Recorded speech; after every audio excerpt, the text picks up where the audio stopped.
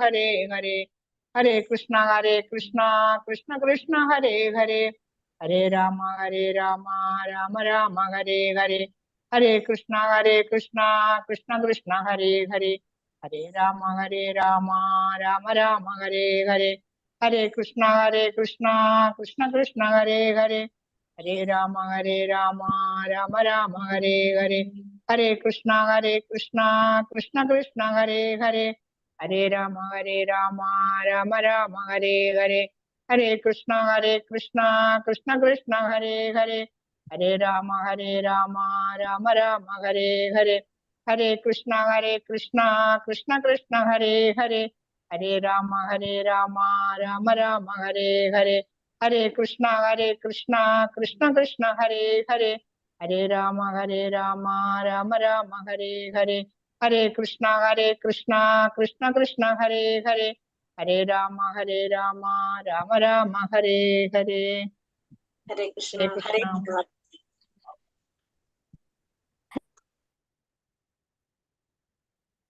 हरे कृष्ण।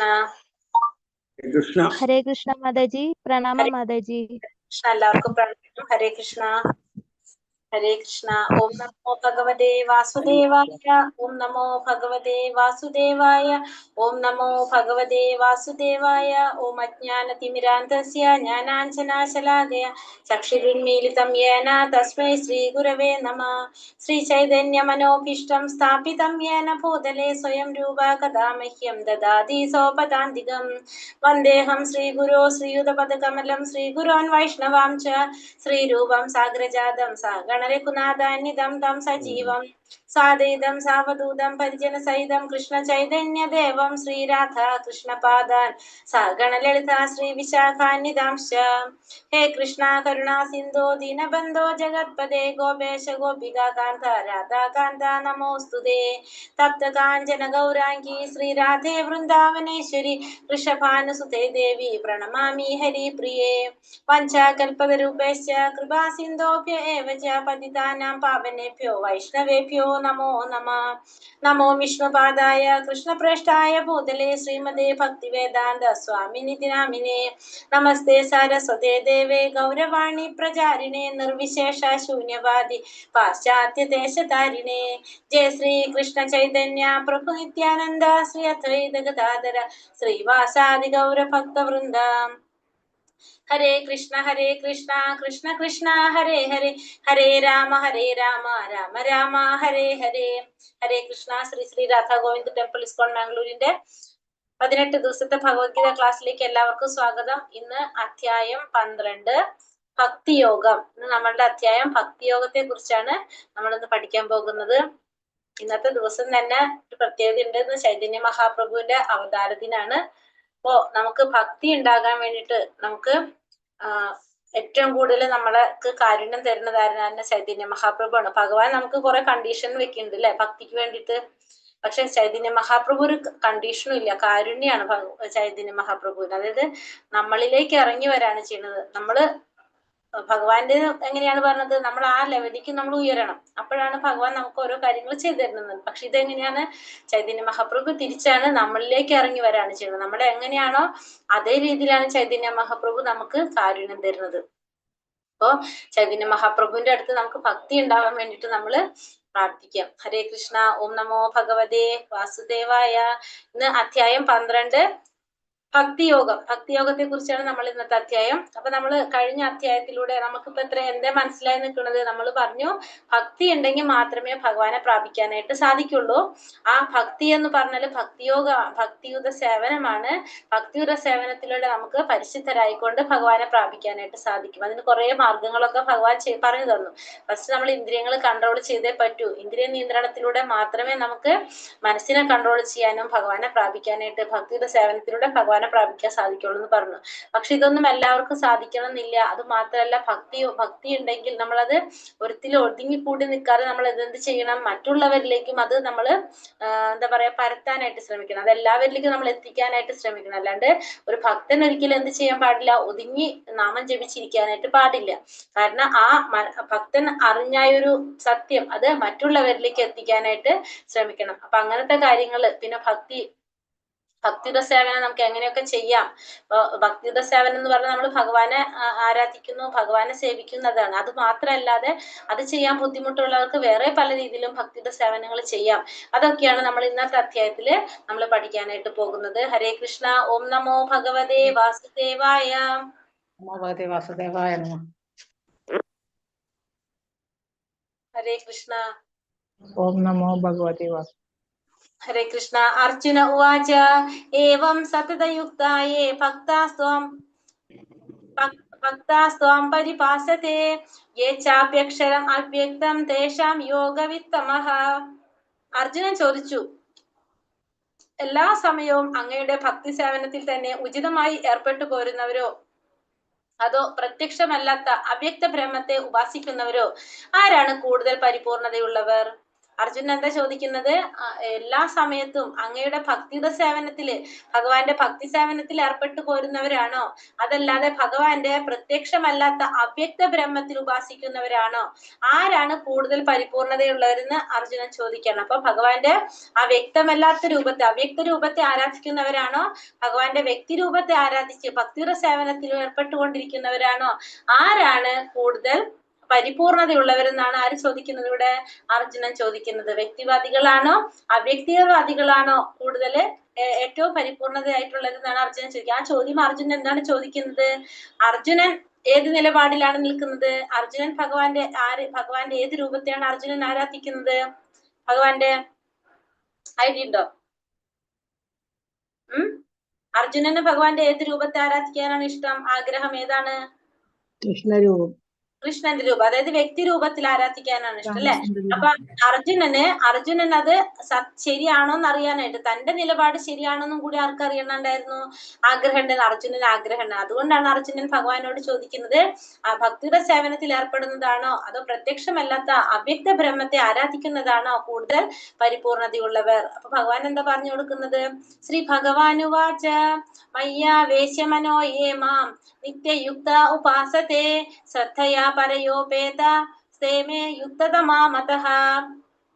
പരമദിവ്യോത്തമ പുരുഷൻ പറഞ്ഞു, എന്റെ വ്യക്തി രൂപത്തിൽ തന്നെ മനസ്സുറപ്പിച്ച് അതീന്ദ്രിയമായ ദൃഢവിശ്വാസത്തോടെ എല്ലായ്പ്പോഴും എന്നെ ആരാധിക്കുന്നതിൽ മുഴുകിയിരിക്കുന്നവരാണ് ഏറ്റവും പരിപൂർണതയുള്ളവരെന്ന് ഞാൻ കരുതുന്നു. അപ്പൊ എന്റെ വ്യക്തി രൂപത്തില് മനസ്സുറച്ച് അതീന്ദ്രിയമായ ദൃഢവിശ്വാസത്തോടെ എല്ലായ്പ്പോഴും എന്നെ ആരാധിക്കുന്നതിൽ മുഴുകിയിരിക്കുന്നവരാണ് ഏറ്റവും പരിപൂർണതയുള്ളവരെന്ന് ഞാൻ കരുതുന്നു. അപ്പൊ ഭഗവാന്റെ ഏത് രൂപത്തിൽ ആരാധിക്കുന്നവരെ പറഞ്ഞത്? വ്യക്തി രൂപത്തില്. ഭഗവാന്റെ വ്യക്തി രൂപത്തിൽ മനസ്സുറപ്പിച്ച് അതീന്ദ്രിയമായ ദൃഢവിശ്വാസത്തോടെ എല്ലായ്പ്പോഴും എന്നെ ആരാധിക്കുന്നതിൽ മുഴുകിയിരിക്കുന്നവരാണ് ഏറ്റവും പരിപൂർണതയുള്ളവരെന്ന് ഞാൻ കരുതുന്നു. അപ്പൊ ഏറ്റവും പരിപൂർണതയുള്ളവർ എങ്ങനെയാണ്?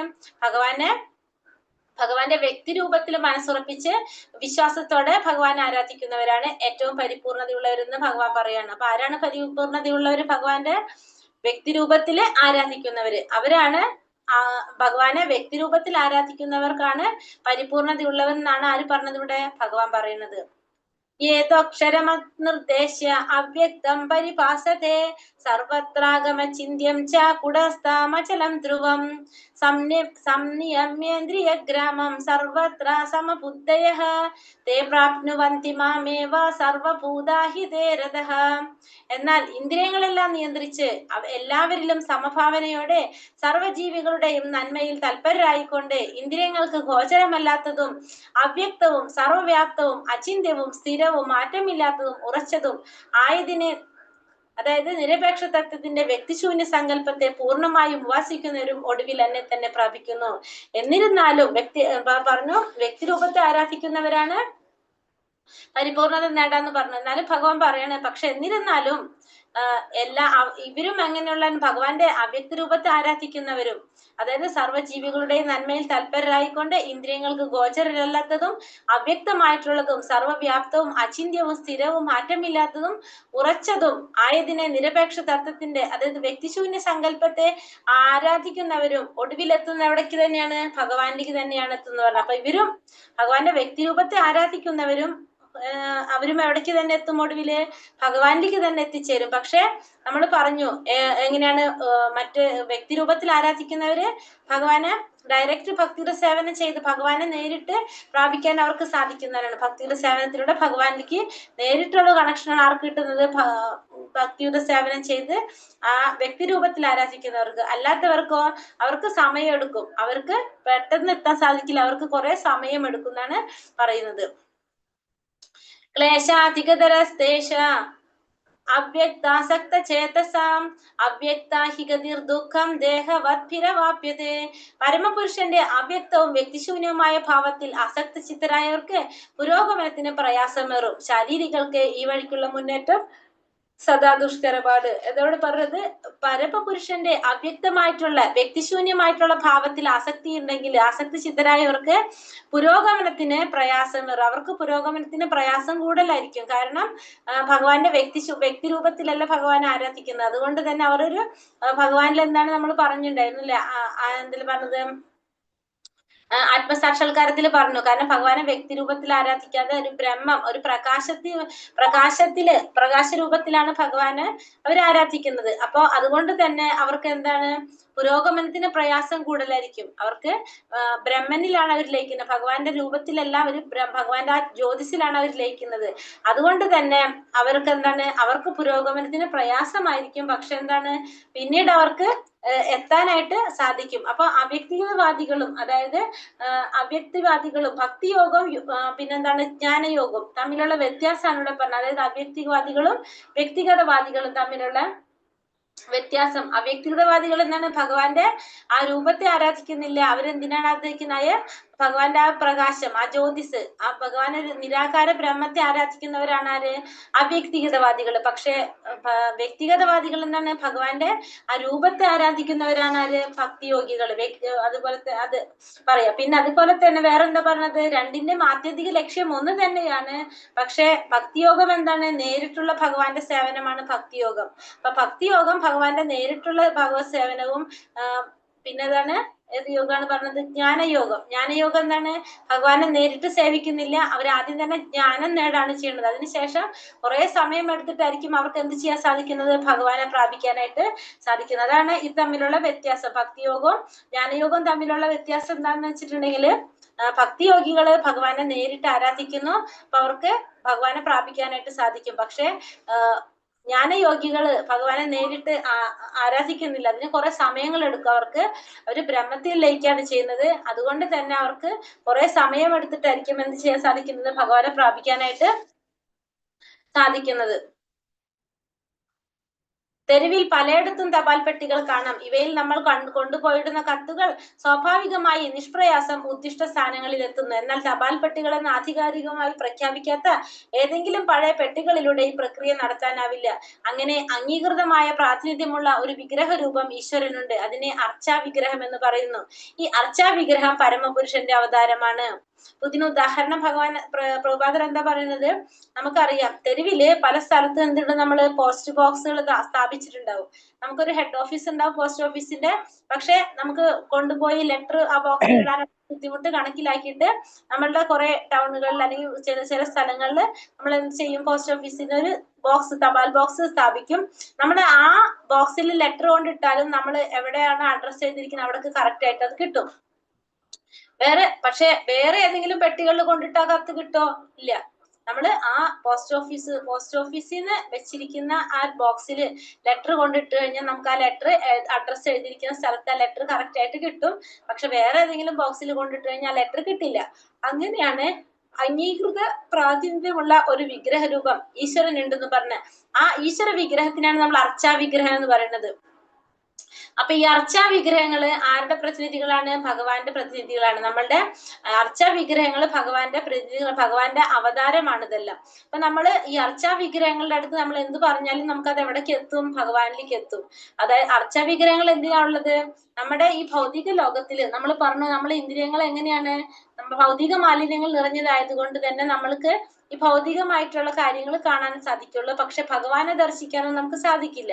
അപ്പൊ നമുക്ക് കാണേണ്ട രീതിയിൽ, നമുക്ക് മനസ്സിലാക്കാവുന്ന രീതിയിൽ, ഭഗവാനെ ദർശിക്കത്തക്ക രീതിയിൽ നമ്മളുടെ കണ്ണിന് കാണാവുന്ന രീതിയിൽ ഉള്ളത് ആരാണ്? ഈ അർച്ചാ വിഗ്രഹങ്ങൾ. ഈ അർച്ചാ വിഗ്രഹങ്ങൾ ഭഗവാൻ എന്താ പറയാ, ഈ ഭൗതിക ലോകത്ത് നമ്മുടെ കണ്ണുകൾക്ക് കാണാൻ സാധിക്കാവുന്ന വിധത്തില് ഭഗവാൻ എന്താ പറയാ അർച്ചാ വിഗ്രഹങ്ങളാണ്, കാണാൻ സാധിക്കാവുന്ന വിധത്തിലുള്ള അർച്ചാ വിഗ്രഹങ്ങള് ആണ് ഭഗവാന്റെ ഈ കാണുന്നത് നമ്മൾ പറഞ്ഞു. അപ്പൊ അത് എന്താണ്, ആ വിഗ്രഹങ്ങളോട് നമ്മൾ എന്ത് പറയുന്നതും ആരോട് പറയുന്നതും തുല്യാണ്, ഭഗവാനോട് പറയുന്നതിന് തുല്യാണ്. അപ്പൊ ഈ ഭൗതിക ലോകത്തില് അപ്പൊ നമ്മൾക്ക് കാണാൻ സാധിക്കാവുന്ന വിധത്തില് ഭഗവാൻ എങ്ങനെ ഇരിക്കുന്നത്, അർച്ചാ വിഗ്രഹത്തിലൂടെയാണ് ഇരിക്കുന്നത്. അർച്ചാ വിഗ്രഹം എന്ന് പറയുന്നത് ഭഗവാനെ റെപ്രസെന്റ് ചെയ്യുന്നത് തന്നെയാണ്. അർച്ചാ വിഗ്രഹത്തിനോട് നമ്മൾ എന്ത് പറഞ്ഞാലും നമ്മൾ അത് ആരോട് പറയുന്നത് തുല്യാണ്, ഭഗവാനോട് പറയുന്നത് തുല്യാണ്. കാരണം നമുക്ക് ഈ ഭൗതിക ലോകത്തിൽ നമ്മുടെ ഈ ഭൗതിക നേത്രങ്ങൾ കൊണ്ട് നമുക്ക് ഭഗവാനെ ദർശിക്കാനായിട്ട് സാധിക്കില്ല. അപ്പോ നമുക്ക് ദർശിക്കാവുന്ന രീതിയിൽ ഭഗവാൻ ഈ ഭൗതിക ലോകത്തിൽ എങ്ങനെയാ പ്രത്യക്ഷപ്പെട്ടിരിക്കുന്നത്, അർച്ചാ വിഗ്രഹത്തിലൂടെയാണ് നമുക്ക് കാണാൻ സാധിക്കുന്നത്. ഏതു സർവാണി കർമാണി മയി സന്യസ്യ മത്പരഃ അനന്യേനൈവ യോഗേന മാം ധ്യായന്ത ഉപാസതേ തേഷാമഹം സമുദ്ധർത്ത മൃത്യു സംസാര സാഗരാത് ഭവാമീന ചിരാത് പാർത്ഥ മയ്യേ വേശിത ചേതസാം. ഹേ പാർത്ഥ, എന്നാൽ എന്നെ എല്ലായ്പ്പോഴും ധ്യാനിച്ചുകൊണ്ട് സർവകർമ്മങ്ങളെയും എനിക്കായി അർപ്പിച്ചുകൊണ്ട് എന്നിൽ മനസ്സ് അചഞ്ചലമായി ഊന്നിക്കൊണ്ട് ഭക്തിയുടെ സേവനത്തിൽ ഏർപ്പെട്ടു പോരുന്നവരെ ഞാൻ വേഗത്തിൽ ജനന മരണങ്ങളുടെ സമുദ്രത്തിൽ നിന്ന് കരകയറ്റും. അപ്പോ എന്നെ എല്ലായ്പ്പോഴും ധ്യാനിച്ചുകൊണ്ട് സർവകർമ്മങ്ങളും എനിക്കായി അർപ്പിച്ചുകൊണ്ട്, അപ്പൊ എപ്പോഴും എന്നെ ധ്യാനിച്ചിരിക്കുക, എല്ലാ കർമ്മങ്ങളും എന്നിൽ അർപ്പിച്ചുകൊണ്ടിരിക്കുക. എന്നിൽ മനസ്സ് അചഞ്ചലമായി ഊന്നിക്കൊണ്ട് ഭക്തിയുടെ സേവനത്തിൽ ഏർപ്പെട്ടു പോരുന്നവരെ ഞാൻ എന്ത് ചെയ്യും, ജനന മരണത്തിന്റെ ആ സമുദ്രത്തിൽ നിന്ന് കരകയറ്റും. അപ്പൊ എപ്പോഴും ഭഗവാനെ മനസ്സിൽ ധ്യാനിച്ചുകൊണ്ട് എല്ലാ കർമ്മങ്ങളും ഭഗവാനായിട്ട് അർപ്പിച്ചുകൊണ്ട് ഭക്തിയുടെ സേവനത്തിൽ ഏർപ്പെട്ടു പോരാണെങ്കിൽ ഭഗവാൻ എന്ത് ചെയ്യും, ജനന മരണങ്ങളുടെ സമുദ്രത്തിൽ നിന്ന് അവരെ കരകയറ്റുന്ന പറയുന്നത്. അപ്പൊ അങ്ങനെയുള്ളവർക്ക് വീണ്ടും ജനിക്കേണ്ടതായിട്ട് വരുന്നില്ല. അവരെ ഭഗവാൻ എന്ത് ചെയ്യാണ്, ആ ജനന മരണങ്ങളുടെ ആ സമുദ്രത്തിൽ നിന്ന് കരകയറ്റുന്നാണ് പറയുന്നത്. അപ്പൊ ഈ മൃത്യു സംസാര സാഗരത്തിൽ നിന്ന് നമുക്ക് കരകയറ്റണമെങ്കിൽ ആരുടെ സഹായം വേണം, ഭഗവാന്റെ സഹായം വേണം. അതെങ്ങനെ ചെയ്യാൻ സാധിക്കുള്ളൂ, നമ്മള് ഭഗവാനിൽ മനസ്സുറപ്പിച്ച് ഭക്തിയുടെ സേവനത്തിൽ ഏർപ്പെട്ടുകൊണ്ട് പോകുകയാണെങ്കിൽ മാത്രമേ നമുക്ക് ഈ മൃത്യു സംസാര സാഗരത്തിൽ നിന്ന് കരകയറാനായിട്ട് സാധിക്കുന്നുള്ളൂ. അപ്പൊ ഈ മൃത്യു സംസാര സാഗരത്തില് നമ്മൾ എങ്ങനെയാണ് നമ്മൾ പെട്ടിരിക്കുന്നത്, നമ്മൾ അവിടെ എന്താണ് നമ്മൾ ചെയ്യുന്നത് എന്നുള്ളതാണ് നമുക്കൊന്ന് ഈ പിക്ചറിലൂടെ നമുക്ക് മനസ്സിലാക്കാം. അപ്പൊ സ്വയം മറന്ന് നമ്മൾ അതിൽ മുഴുകി നിൽക്കുന്നവരാണ് നമ്മൾ ഈ ജീവാത്മാക്കള്. നമ്മൾ അതിൽ എന്താ ചെയ്യുന്നത്, അപ്പൊ അതിൽ ഓരോന്നിനും റെപ്രസെന്റ് ചെയ്യാണ്. അതിൽ ഫസ്റ്റ് നമ്മളൊരു മരം കാണുന്നുണ്ട്, ഒരു വലിയൊരു മരം കാണുന്നുണ്ട്. ആ മരമാണ് നമ്മുടെ ഭൗതിക പ്രകൃതി. മരം ഭൗതിക പ്രകൃതിയാണ്. ആന കഴിഞ്ഞ ജന്മത്തിലെ നമ്മുടെ കഴിഞ്ഞ ജന്മത്തില് നമ്മൾ ചെയ്ത കർമ്മഫലങ്ങളാണ് എന്ത്, ആന. കഴിഞ്ഞ ജന്മത്തിലെ കർമ്മഫലം ആന. മരം വന്നിട്ട് ഭൗതിക പ്രകൃതിയാണ്. ആ മരത്തിന്മറ്റേ കൊമ്പുമല് 2 എലികൾ ഇരിക്കുന്നുണ്ട്, ഒരു കറുത്തതും വെളുത്തതായിട്ടുള്ള 2 എലികൾ കാണുന്നുണ്ടോ, സൂക്ഷിച്ചു നോക്കുമ്പോ കാണുന്നുണ്ടോ നിങ്ങൾക്ക്? സ്ക്രീൻ ക്ലിയർ ആണല്ലോ, കാണുന്നുണ്ടോ? കാണുന്നുണ്ട്. 2 എലികള്, ഒന്ന് രാവും ഒന്ന് പകലും ആണത്. ആ 2 എലികൾ ഏതാണ്, ഒന്ന് രാവും ഒന്ന് പകലും. ആ മരം വന്നിട്ട് ഭൗതിക പ്രകൃതി, ആന വന്നിട്ട് കഴിഞ്ഞ ജന്മത്തിലെ കർമ്മഫലം. ഈ എലികൾ നമ്മൾ നോക്കിക്കഴിഞ്ഞാൽ അറിയാം, ആ മരത്തിന്റെ കൊമ്പ് കാർന്ന് നിന്നോണ്ടിരിക്കുക, 2 എലികളും കൂടി ഇരുന്നിട്ട്. അത് ആ മരത്തിന്റെ കൊമ്പ് ഒരു ഷേപ്പ്ലെസ് ആയിട്ട് അവിടെ നിൽക്കുന്നുണ്ട്. അത് മരത്തിന്റെ കൊമ്പ് കാർന്ന് തിന്നുകൊണ്ടിരിക്കുകയാണ്. മരത്തുമ്മല് ഒരു മനുഷ്യൻ തൂങ്ങി കിടക്കുന്നുണ്ട്. അത് നമ്മള് ജീവാത്മാക്കളാണ് അതിൽ തൂങ്ങി നിൽക്കുന്നത്.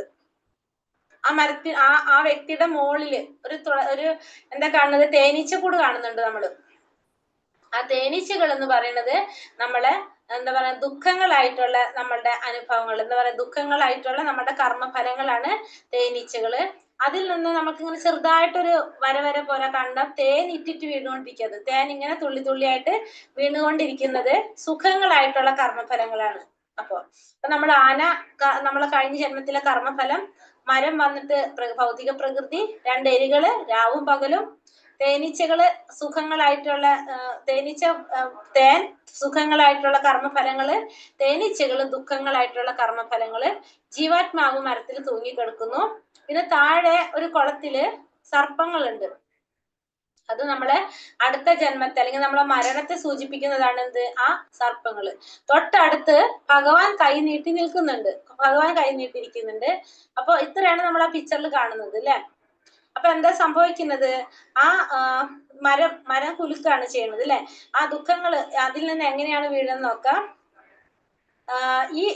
ഈ മരം കുലുക്കുമ്പോ എന്താ സംഭവിക്കുന്നത്? അതായത് ഭൗതിക പ്രപഞ്ചത്തിൽ അപ്പൊ മരത്തിന്റെ വരുമ്പോൾ എന്താ പറയാ, ജീവാത്മാവിന് എന്താ സംഭവിക്കുക? ആ മോളിലത്തെ തേനീച്ചയുടെ കൂടളകും. അതായത് ദുഃഖങ്ങളായിട്ടുള്ള കർമ്മഫലങ്ങളാണ് തേനീച്ചകള്. സ്വാഭാവികമായിട്ട് എന്ത് സംഭവിക്കും? ആ ഇണക്കം വരുമ്പോ എന്താ സംഭവിക്കുന്നത്? ആ തേനീച്ചകള് പറന്നു വന്നിട്ട് ഇയാളെ കുത്തും. ആ ദുഃഖങ്ങളായിട്ടുള്ള കർമ്മഫലങ്ങൾ വന്ന് ഇയാളെ കുത്തും. ഒപ്പം തന്നെ നമുക്ക് എന്ത് സംഭവിക്കും? ആ തേനും അതിന് വീഴാൻ തുടങ്ങും. തുള്ളി തുള്ളിയായിട്ട് തേനും വീഴും. അതായത് വല്ലപ്പോഴും നമുക്കൊരു തേൻ തുള്ളി കിട്ടും, പക്ഷെ കടന്നലിന്റെ കുത്ത് കൂടുതൽ കിട്ടും നമുക്ക് അല്ലെ. അപ്പൊ പിന്നെ അതേപോലെ തന്നെ എലികൾ എന്താ ചെയ്തുകൊണ്ടിരിക്കുന്ന അവിടെ? ആ മരത്തിന്റെ കൊമ്പ് കാർന്ന് തിന്നുകൊണ്ടിരിക്കുക. അത് ഇയാളുടെ ആയുസ്സാണത്. അപ്പൊ അത് കാർന്നതിനനുസരിച്ച് എന്താണ്? ആ ആയുസ് കുറഞ്ഞുകൊണ്ടിരിക്കുകയാണ്. അപ്പൊ കുലുക്കുന്നതനുസരിച്ച് ആ ജീവാത്മാവിന്റെ എന്താണ് ആയുസ് കുറഞ്ഞുകൊണ്ടിരിക്കുന്നത്. ഏത് സമയത്തും ആ കാർന്ന് തിന്ന് എന്ത് സംഭവിക്കും? ആ കൊമ്പ് ഒടിഞ്ഞിട്ട് ഇയാൾ എന്ത് ചെയ്യാം? ആ താഴെ കുളത്തിൽ വീഴാം. പാമ്പുകളുള്ള കുളത്തിൽ വീഴുമ്പോ അയാൾക്ക് എന്ത് സംഭവിക്കാം? മൃത്യു സംഭവിക്കാം.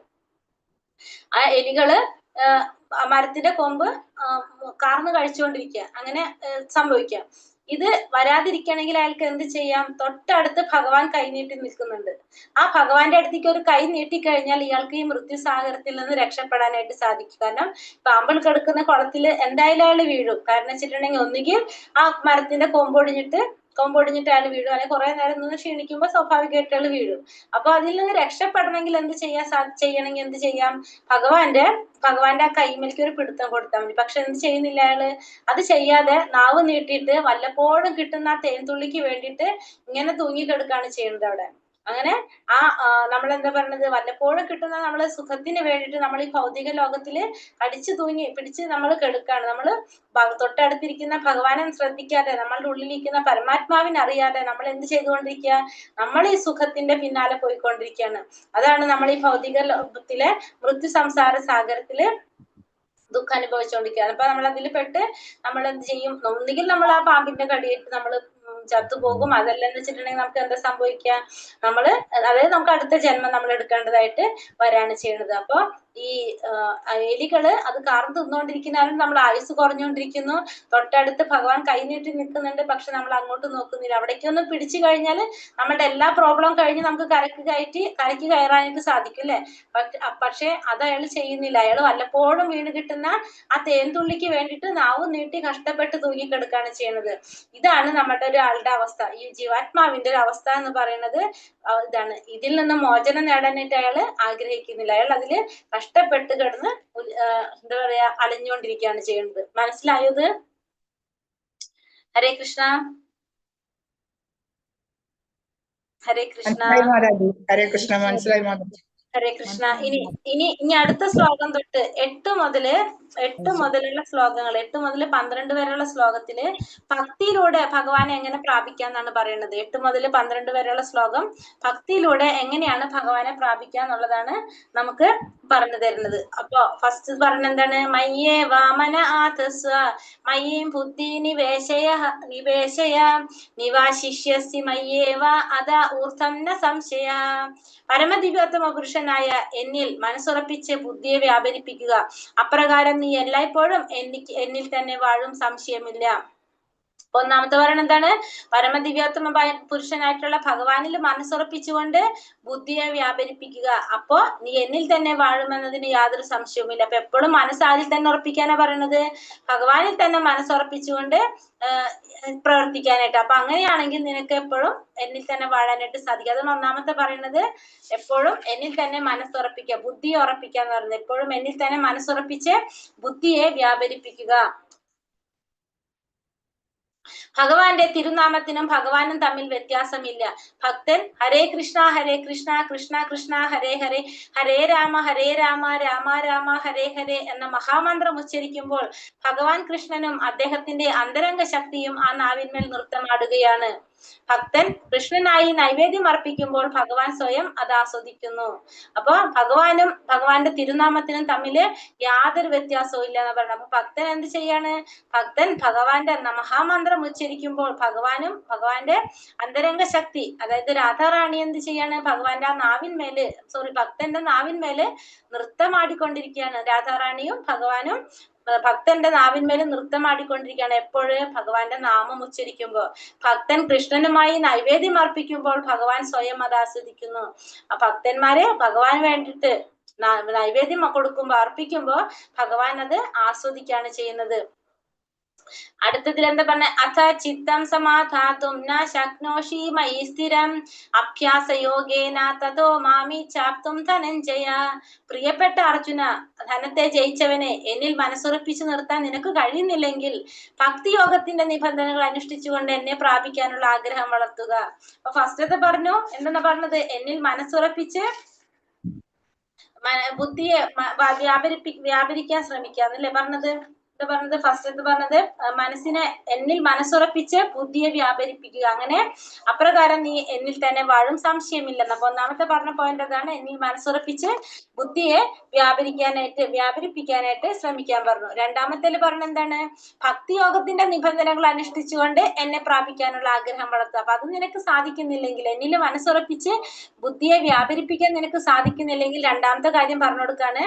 എന്ത് ചെയ്യണം? നീ എന്നിൽ മനസ്സുറപ്പിച്ച് നിർത്താൻ നിനക്ക് കഴിയുന്നില്ലെങ്കിൽ ഭക്തിയോഗത്തിന്റെ നിബന്ധനകൾ അനുഷ്ഠിച്ചുകൊണ്ട് എന്നെ പ്രാപിക്കാനുള്ള ആഗ്രഹം വളർത്തണം. അപ്പൊ ഭക്തിയോഗത്തിന്റെ നിബന്ധനകൾ എന്താ പറഞ്ഞത്? ഭക്തിയോഗത്തിന്റെ നിബന്ധനകൾ, ഭക്തിയോഗത്തിന് രണ്ട് വ്യത്യസ്ത പ്രക്രിയകളുണ്ട്. ഒന്ന് സ്വമേധയാ തന്നെ ചെയ്യുന്നത്. ഇപ്പൊ ചിലവർക്ക് എന്താണ്? സ്വമേധയാ തന്നെ ഭഗവാനെ ആരാധിക്കാനുള്ള ഒരു തോന്നലുണ്ടാവും. അവർ സ്വയം തന്നെ എല്ലാ കാര്യങ്ങളും ചെയ്യും. അവർക്ക് ആരും കമ്പല് ചെയ്യേണ്ട ആവശ്യമില്ല. അവരെല്ലാതും ചിലപ്പോ ഒരു ചെറിയൊരു സ്പാർക്ക് അവർക്ക് ആവശ്യമുണ്ടാവും. അവർ പിന്നെ സ്വയം തന്നെ നാമം ജപിക്കാൻ തുടങ്ങും, ഭഗവാൻ ആരാധിക്കാൻ തുടങ്ങും, എല്ലാ കാര്യങ്ങളും സ്വയം തന്നെ ചെയ്യാൻ തുടങ്ങുന്നവരുണ്ട്. അവർക്ക് ഒരാളുടെയും സഹായം ആവശ്യം വരുന്നില്ല. അവര് സ്വയം തന്നെ ഭഗവാന്റെ സ്നേഹപ്രേമത്തിന് വേണ്ടിയിട്ട് അവരെല്ലാ കാര്യങ്ങളും സ്വയം തന്നെ ചെയ്യും. രണ്ടാമത്തെ കൂട്ടർ എന്ന് വെച്ചിട്ടുണ്ടെങ്കിൽ അവരിൽ ആ ആസക്തി നമ്മൾ വളർത്തിയെടുക്കേണ്ടതായിട്ട് വരും. അതായത് ഒരു വിധി പ്രകാരമുള്ള ഒരു ആചാര്യനെ സ്വീകരിച്ച്, ഒരു ഗുരുവിനെ സ്വീകരിച്ചുകൊണ്ട് ആ ഗുരു പറയുന്ന രീതിയിൽ, ആ ഗുരു എങ്ങനെയാണോ പറയുന്നത് അതനുസരിച്ച് നമ്മൾ എന്ത് ചെയ്യുക? നമ്മൾ അനുഷ്ഠിച്ചു കൊണ്ടിരിക്കുക. നമ്മളെ ഡെയിലി നമ്മളൊരു ടൈം ടേബിൾ പോലെ ആ ഗുരു പറയുന്നത് അനുസരിച്ച് നമ്മൾ എന്ത് ചെയ്യണം? നമ്മൾ ഈ ഇത് ഓരോ കാര്യങ്ങളും ചെയ്ത് പ്രാക്ടീസ് ചെയ്ത് വളർത്തിയിട്ട് നമുക്കൊരു എന്തിലേക്ക് ഭക്തിയുടെ സേവനം ഇത് പരിശീലിക്കാനായിട്ട് സാധിക്കും. അപ്പൊ രണ്ട് കാര്യം പറഞ്ഞു. ഒന്ന് സ്വമേധയാ ഉള്ള വ്യക്തിയാണെങ്കിൽ അവരെന്ത് ചെയ്യും? സ്വമേധയാ ഉള്ളവരാണെങ്കിൽ അവരെന്തായാലും ഭഗവാനെ ആരാധിച്ച് ഈ ഭക്തിയോഗത്തിന്റെ നിബന്ധനകളെല്ലാം പാലിക്കും. രണ്ടാമത്തെ കൂട്ടർക്ക് സ്വമേധയാ അത് ചെയ്യാനായിട്ട് ആഗ്രഹം ഉണ്ടാവണമെന്നില്ല അവർക്ക്. അപ്പൊ അവരെ നമ്മൾ എന്ത് ചെയ്യണം? അതിൽ വളർത്തിയെടുത്തു കൊണ്ടുവരണം. ഒരു ഗുരുവിന്റെ സഹായത്തോടെ നമ്മൾ ഡെയിലി പ്രാക്ടീസിലൂടെ നമ്മൾ എന്ത് ചെയ്യണം? ഒരു ടൈം ടേബിൾ പോലെ നമ്മൾ എല്ലാ കാര്യങ്ങളും ചെയ്യാനായിട്ട് ശ്രമിക്കണം. അപ്പൊ ഭക്തിയോഗത്തിന്റെ നിബന്ധനകൾ മുഴുവൻ അവരെ നമ്മൾ പതുക്കെ പ്രാക്ടീസിലൂടെ ചെയ്ത് ട്രെയിനിങ് കൊടുത്ത് അങ്ങനെ നമ്മൾ വരുന്നൊരു രീതി. അങ്ങനെ രണ്ട് തരത്തിൽ നമുക്ക് എന്ത് ചെയ്യാൻ സാധിക്കും? ഇത് ചെയ്യാനായിട്ട് സാധിക്കും. അപ്പൊ ഒന്നാമത്തെ കാര്യം നമ്മളോട് പറഞ്ഞു, എന്നിൽ മനസ്സുറപ്പിച്ച് ബുദ്ധിയെ വ്യാപരിപ്പിക്കാൻ പറഞ്ഞു. അത് നിനക്ക് സാധിക്കുന്നെങ്കിൽ രണ്ടാമത്തെ സ്റ്റെപ്പ് പറഞ്ഞു, ഭക്തിയോഗത്തിന്റെ നിബന്ധനകൾ അനുസരിച്ചുകൊണ്ട് നീ എന്ത് ചെയ്യുക? എന്നെ പ്രാപിക്കാനുള്ള ആഗ്രഹം വളർത്തുക. അപ്പൊ ഭക്തിയോഗത്തിന്റെ നിബന്ധനകൾ എന്ന് പറഞ്ഞത് എന്താണ്? ഈ പറഞ്ഞ പോലെ കുറെ കാര്യങ്ങൾ ആചരിക്കാനുണ്ട്. അത് ഒന്നുകിൽ സ്വമേധയാ ചെയ്യേണ്ട, അല്ലെങ്കിൽ ഒരു ആചാര്യനിലൂടെ ഒരു ടൈം ടേബിൾ പോലെ നമ്മൾ പ്രാക്ടീസ് ചെയ്ത് ചെയ്യാം. അങ്ങനെ നമുക്ക് എന്ത് ചെയ്യാം? ഭഗവാനെ പ്രാപിക്കാനുള്ള ആ ഒരു ആഗ്രഹം വളർത്തിയെടുക്കാനായിട്ട് സാധിക്കും. അപ്പൊ രണ്ട് കാര്യം പറഞ്ഞു. ഒന്ന് ബുദ്ധിയെ മനസ്സിനെ ഉറപ്പിച്ച്, എന്നിൽ മനസ്സുറപ്പിച്ച് ബുദ്ധിയെ വ്യാപരിപ്പിക്കുക. രണ്ടാമത്തെ ഭക്തിയോഗത്തിന്റെ നിബന്ധനകൾ അനുഷ്ഠിച്ചുകൊണ്ട് എന്നെ പ്രാപിക്കാനുള്ള ആഗ്രഹം വളർത്തുക. ഇനി അടുത്തതിൽ എന്താ പറയുന്നത് ഭഗവാൻ? ഇനി അതും നിനക്ക് സാധിക്കുന്നില്ലെങ്കിൽ അടുത്ത കാര്യം പറയാണ്, അഭ്യാസേപി സമർത്ഥോസി മത്കർമ്മ പരമോ ഭവ മദർത്ഥാമപി കർവാണി കുർവാൻ സിദ്ധിമവാപ്സ്യസി. ഇനി രണ്ട് കാര്യം ചെയ്യാൻ സാധിക്കണമെങ്കിൽ അടുത്ത സ്റ്റെപ്പ് പറഞ്ഞു കൊടുക്കാണ്. ഭക്തിയോഗത്തിന് വേണ്ടുന്ന നിബന്ധനകൾ അനുഷ്ഠിക്കാൻ നിനക്ക് കഴിവില്ലെങ്കിൽ എനിക്ക് വേണ്ടി പ്രവർത്തിക്കാൻ ശ്രമിക്കൂ. എനിക്കായി പ്രവർത്തിക്കുന്നത് കൊണ്ട് തന്നെ നീ പരിപൂർണതയിലെത്തും. ഇനി ഇത് നിനക്ക് ചെയ്യാൻ സാധിക്കുന്നില്ല എന്ന് വെച്ചിട്ടുണ്ടെങ്കിൽ, നിനക്കൊരു ഗുരുവിലൂടെ പ്രാക്ടീസിലൂടെ നിനക്ക് ചെയ്യാൻ സാധിക്കുന്നില്ലെങ്കിൽ നീ അടുത്ത കാര്യം ചെയ്യുക. മൂന്നാമത്തെ പോയിന്റ് പറഞ്ഞു കൊടുക്കാണ്, നീ എന്ത് ചെയ്യാ? എനിക്ക് വേണ്ടി പ്രവർത്തിക്കാൻ ശ്രമിക്കൂ. അപ്പൊ എനിക്ക് വേണ്ടി പ്രവർത്തിക്കുക എന്ന് പറയുന്നത് എന്താണ്? അങ്ങനെ നിനക്ക് പരിപൂർണതയിലെത്താനായിട്ട് സാധിക്കും. അപ്പൊ അതിലെന്താ പറഞ്ഞത്, ഇവിടെ ഒരു പിക്ചറിൽ കാണാം ലോർഡ് കൃഷ്ണാസ് ബില്യണയർ സെർവന്റ് എന്ന് പറഞ്ഞിട്ട് ഒരു പേപ്പർ കട്ടിങ് കാണുന്നില്ലേ, അത് ആൽഫ്രഡ് ഫോർഡ് എന്ന ഫോർഡ് കമ്പനിയുടെ ഉടമസ്ഥനാണ്. അദ്ദേഹം ശ്രീല പ്രഭുപാദരുടെ ശിഷ്യനായിരുന്നു.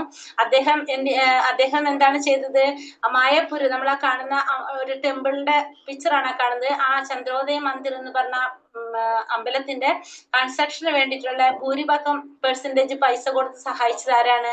ഇദ്ദേഹമാണ്. ഇദ്ദേഹം അത്രയും എന്താ പറയാ വലിയൊരു വ്യക്തിയാണ്. അപ്പൊ അദ്ദേഹത്തിന് ഈ പറഞ്ഞ രീതിയിൽ ഭക്തി പ്രാക്ടീസ് ചെയ്യാൻ സാധിക്കുന്നില്ല. അപ്പൊ അദ്ദേഹത്തിന് പറ്റാവുന്ന ഒരു കാര്യം എന്താണ്, അദ്ദേഹത്തിന് പൈസ കൊണ്ട് സഹായിക്കാനായിട്ട് സാധിക്കും. അപ്പൊ അമ്പലം പണിയാനായിട്ട് അദ്ദേഹം എന്ത് ചെയ്തു, സഹായം ചെയ്തു. അപ്പൊ അത് എന്താണ്, ഭഗവാന് വേണ്ടി ചെയ്യുന്നത് തന്നെയാണത്. കാരണം എനിക്കായിട്ട് അങ്ങനെ ചെയ്തുകൊണ്ടും എന്ത് ചെയ്യാൻ സാധിക്കും, പരിപൂർണതയിലെത്താൻ സാധിക്കും. അപ്പൊ ഫസ്റ്റ് തന്നെ പറഞ്ഞു, ബുദ്ധിയെ എന്ന് പറഞ്ഞ മനസ്സിനെ വ്യാപരിപ്പിക്കാൻ പറഞ്ഞു, അങ്ങനെ ചെയ്യാൻ പറഞ്ഞു.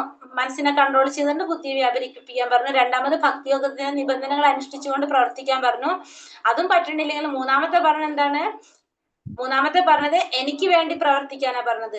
അതിന് നിനക്ക് കഴിയില്ലെങ്കിൽ എനിക്ക് വേണ്ടി പ്രവർത്തിക്കാൻ ശ്രമിക്കുക. എനിക്ക് വേണ്ടി പ്രവർത്തിക്കുന്നത് എങ്ങനെയാണ്, ഭഗവാന്റെ കാര്യങ്ങള്, ഭഗവാനെ പറ്റി പറയാനായിട്ട് പ്രചരിപ്പിക്കുന്ന സ്ഥാപനങ്ങൾ ഉണ്ടാക്കുക, അങ്ങനെയൊക്കെ ചെയ്യുന്നത് ഭഗവാന് വേണ്ടി പ്രവർത്തിക്കുന്നത് തന്നെയാണ്. കാരണം അവിടെ വേറെ ഒന്നും ചെയ്യണില്ല, നമ്മൾ എന്താ ചെയ്യുന്നത്, ഭഗവാന്റെ കൃഷ്ണാവബോധം പ്രചരിപ്പിക്കുകയാണ് ചെയ്യുന്നത്. അപ്പൊ അതിനൊരു ഉദാഹരണമാണ് ഈ ഒരു വ്യക്തിയെ പറഞ്ഞത്. നമ്മള് അതൊന്നുകൂടി എക്സ്പ്ലെയിൻ ചെയ്ത് പറയേണ്ടത്, സമ്പന്നനായ ഒരാൾക്ക് കൃഷ്ണാവബോധം പ്രചരിപ്പിക്കാനായി ഒരു ഓഫീസോ ക്ഷേത്രമോ ഉണ്ടാക്കുന്നതിന് സഹായിക്കാം. അപ്പൊ സമ്പന്നനായിട്ടുള്ള ഒരു വ്യക്തിക്ക് കൃഷ്ണാവബോധം പ്രചരിപ്പിക്കാൻ വേണ്ടിയിട്ട് എന്തുണ്ടാക്കാം, ഒരു ഓഫീസോ ക്ഷേത്രമൊക്കെ ഉണ്ടാക്കാനായിട്ട് സഹായിക്കാം. പുസ്തക പ്രസിദ്ധീകരണത്തിന് സഹായിക്കാം. പ്രവർത്തിക്കാനുള്ള മേഖലകൾ പലതുണ്ട്. ഇത്തരം പ്രവർത്തികളിൽ താല്പര്യം വളർത്തിയെടുക്കണം. അപ്പൊ ഇങ്ങനെ പ്രവർത്തിക്കാൻ പറ്റുന്ന പല കാര്യങ്ങളും നമുക്ക് ഉണ്ടാവും. ഇസ്കോണിലാണെങ്കിലും ഇപ്പൊ നമ്മൾ ഇങ്ങനത്തെ സംഘടനകളില് കൃഷ്ണാവബോധം പ്രചരിപ്പിക്കാനായിട്ട് ഒരു ഓഫീസ് ഉണ്ടാക്കാം, ക്ഷേത്രം ഉണ്ടാക്കാൻ സഹായിക്കാം, പുസ്തകങ്ങൾ പ്രസിദ്ധീകരിക്കാനായിട്ട് സഹായിക്കാം. പിന്നെ തന്റെ കർമ്മഫലങ്ങൾ ഉപേക്ഷിക്കാൻ സാധിക്കാത്ത പക്ഷം ഒരാൾക്ക്, പിന്നെ അത് മാത്രമല്ല, ഇപ്പൊ നമുക്ക് കർമ്മഫലങ്ങൾ ഉപേക്ഷിക്കാൻ സാധിക്കാത്തൊരു വ്യക്തിയാണെങ്കിൽ അതിനെന്ത് ചെയ്യാം, അദ്ദേഹം ചെയ്യുന്ന പ്രവൃത്തിയുടെ ചെറിയൊരു ശതമാനം കൃഷ്ണാവബോധം പ്രചരിപ്പിക്കാനായിട്ട് ചെലവാക്കാൻ സാധിക്കും. അപ്പൊ കർമ്മഫലങ്ങൾ ഉപേക്ഷിക്കാൻ സാധിക്കാത്ത ഒരു വ്യക്തിയാണെങ്കിൽ ചെയ്യുന്ന പ്രവൃത്തിയിൽ ആ കിട്ടുന്നതിന്റെ ചെറിയൊരു ശതമാനം കൃഷ്ണാവബോധം പ്രചരിപ്പിക്കാനായിട്ട് ചെലവാക്കാം. കൃഷ്ണാവബോധത്തിന് വേണ്ടിയുള്ള ഈ സൊമ്മനശാലയുള്ള സേവനം ഈശ്വര പ്രേമത്തിന്റെ സമന്വതിയിലെത്താനും പരിപൂർണത നേടാനും സഹായിക്കും. പക്ഷെ ഇത് എങ്ങനെയായിരിക്കണം, സൊമ്മനശാലയുള്ള സേവനമായിരിക്കണം. മറ്റുള്ളവരെ നിർബന്ധിച്ച് നമ്മൾ ചെയ്യാൻ പാടില്ല. നമുക്ക് ഇഷ്ടം ഉണ്ടെങ്കിൽ നമുക്ക് ചെയ്യാന്നുള്ളതായിരിക്കണം നമ്മളുടെ നിലപാട്. അങ്ങനെ ഉണ്ടെങ്കിൽ മാത്രമേ നമുക്ക് എന്ത് ചെയ്യാൻ സാധിക്കുന്നുള്ളൂ, പരിപൂർണത നേടാനായിട്ട് സാധിക്കുള്ളൂ. അപ്പൊ 3 കാര്യങ്ങൾ പറഞ്ഞു. ഇപ്പൊ നമ്മള് ഒന്നാമത്തെ നമ്മൾ പറഞ്ഞു എന്താണ്, മനസ്സിന് എന്താ പറയാ, മനസ്സിന് ഓർമ്മയുണ്ടോ എന്താ പറഞ്ഞത്? ഒന്നാമത്തെ, ഭഗവാനിൽ മനസ്സുറപ്പിച്ച് ബുദ്ധിയെ ഭഗവാനിൽ ഉറപ്പിച്ച് ബുദ്ധിയെ വ്യാപരിപ്പിക്കുക. മനസ്സുറപ്പിച്ച് ബുദ്ധിയെ വ്യാപിപ്പിക്കാൻ പറഞ്ഞു. രണ്ടാമത്തത് പറഞ്ഞ ഭക്തിയോഗത്തിന്റെ നിബന്ധനകൾ അനുസരിച്ച് പ്രവർത്തിക്കാൻ ഒരു ഗുരുവിന്റെ സാധിക്കുന്നില്ലെങ്കിൽ ഭഗവാന് വേണ്ടി പ്രവർത്തിക്കുക. ഭഗവാന് വേണ്ടി പ്രവർത്തിക്കാൻ പറഞ്ഞു. അതും സാധിക്കുന്നില്ലെങ്കിൽ എനിക്കായി പ്രവർത്തിച്ചുകൊണ്ട് പരിപൂർണത നേടാനായിട്ട് സാധിക്കും. പറഞ്ഞെന്നോ ഒരു ഓഫീസ് ഉണ്ടാക്കാനോ, അതായത് കൃഷ്ണാവബോധം പ്രചരിപ്പിക്കുന്നതിനുള്ള ഓഫീസ്, ക്ഷേത്രം ഉണ്ടാക്കാനായിട്ട് സഹായിക്കാം. അതല്ലെങ്കിൽ നമ്മൾ ചെയ്യുന്ന കർമ്മത്തിന്റെ ഫലത്തിൽ നിന്ന് ഒരു ചെറിയൊരു ശതമാനം കൃഷ്ണാവബോധം പ്രചരിപ്പിക്കാനായിട്ട് സഹായിക്കാം. പുസ്തകങ്ങൾ പ്രസിദ്ധീകരിക്കാനായിട്ട് സഹായിക്കാം. അങ്ങനെ മൂന്നാമത്തെ ഭാഗം പറഞ്ഞു. നമുക്ക് എനിക്ക് വേണ്ടി പ്രവർത്തിക്കാൻ തയ്യാറാകാനായിട്ട് മൂന്നാമത്തെ കാര്യം പറഞ്ഞു. ഇനി അതും നിനക്ക് സാധിക്കുന്നില്ലെങ്കിൽ നീ എന്ത് ചെയ്യാം? അടുത്ത കാര്യം പറഞ്ഞു കൊടുക്കാണ്. അഥൈതാപ്യശക്തോസി കർത്തും മദ്യോഗമാശ്രിതാഃ സർവകർമ്മ ഫലത്യാഗം തഥാ കുരു യഥാത്മവാൻ. അഥൈതാദപ്യശക്തോസി കർത്തും മദ്യോഗമാശ്രിതാഃ സർവകർമ്മ ഫലത്യാഗം തഥാ കുരു യഥാത്മവാൻ. ഇനി അതും നിനക്ക് സാധിക്കുന്നില്ലെങ്കിൽ അടുത്ത കാര്യം എന്താ പറഞ്ഞത്? എന്നെ കുറിച്ചുള്ള ഈ ബോധത്തോടു കൂടി പ്രവർത്തിക്കാൻ നിനക്ക് കഴിയുന്നില്ലെങ്കിൽ സർവകർമ്മങ്ങളെയും ത്യജിച്ച് ആത്മസ്ഥിതനായി തീരാൻ ശ്രമിക്കുക. ഇനി ഇതും നിനക്ക് കഴിയുന്നില്ലെങ്കിൽ അടുത്ത കാര്യം പറയാണ്,